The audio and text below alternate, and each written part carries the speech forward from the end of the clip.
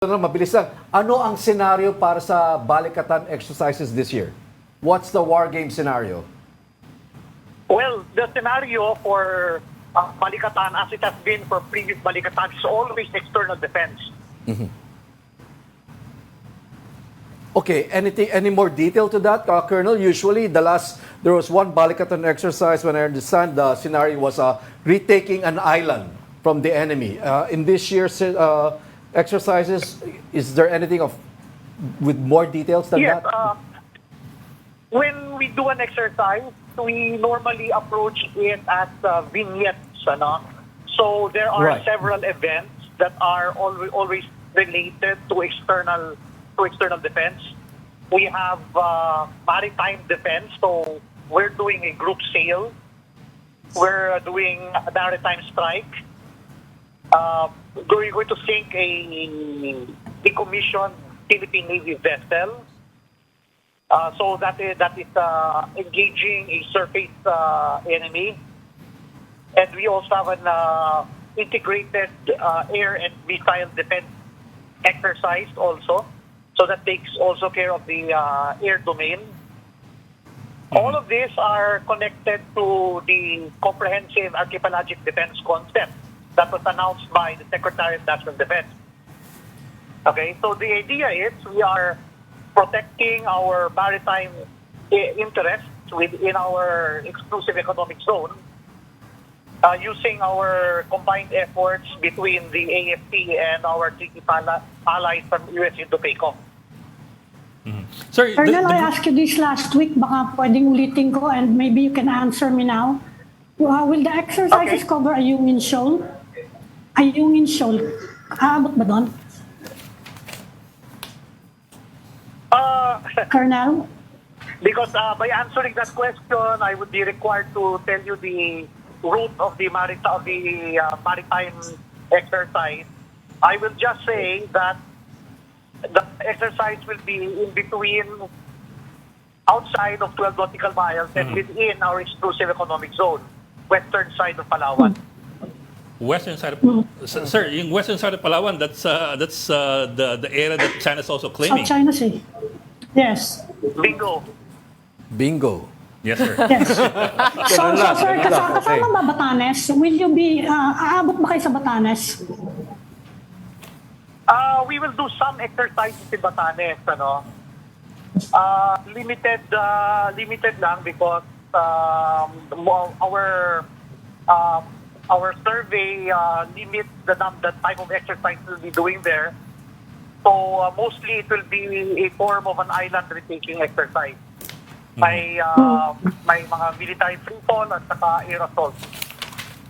Yes, sir. Sir, yung SINC-X, I think that's the culmination of the exercise. China's apparently making an issue out of the selection of Lake Caliraya, BRP Lake Caliraya, as the target for the missiles or the sinking because it's made in China. It's our only ship that was made in China with the Philippine Navy, at least before it was decommissioned. How do we respond to that? Actually, it was only a few days ago that we found out that it was made in China. It was a coincidence or synchronicity. Synchronicity. Honestly, yes, sir. hindi namin alam Yes, sir. na made in China pala yan. Yes, sir. It just so happened that among all of the vessels that we checked, it is the one that was still floating and it was the right size for us to do our exercise. In other words, the selection is not a message in itself. The selection of the vessel is not a message. Well, Bingo. kayo na po bahala gumawa ng messaging. Ayun, okay. Ako, trabaho ko lang mag-select ng vessel. Kala namin, Colonel, sasabihin mo ulit, bingo eh. Anyway, Colonel, you mentioned missile defense exercises. Will this missile defense exercise also involve the Typhoon missile launcher system, the new Brahmas, which are supposedly on their way, if not they've already arrived? I'm sorry, but the SM-6, we have no immediate plans on firing it. The air and missile defense exercise is different. It is to defend us against a missile. Okay. So, sir, yung SM-6, the Typhoon system, is that going to be part of Balikatan? Kasi I understand it was part of Salaknib, but I'm not sure if it carries over to Balikatan. Actually, it's really part of Balikatan. Okay. Okay. Salaknib, it was not in the plan of Salaknib. I have a theory kung bakit in-announce na Salaknib, ano? Okay. It was not us who announced it, but it was USARPAC. Yes, sir. USARPAC was the one who announced it's part of Salaknib. Okay. Kaya syempre, pag binanggit nila na Balikatan yan, then they will credit it to a Balikatan exercise. But USARPAC is the lead in Salaknib. Mhm. So, they probably, ito lang ang naisip ko, they mentioned Salaknib because they are in control of Salaknib.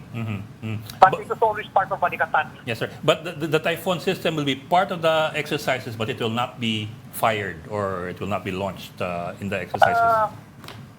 From my discussion with our counterparts from US Indopacom, we have no immediate plans to fire it.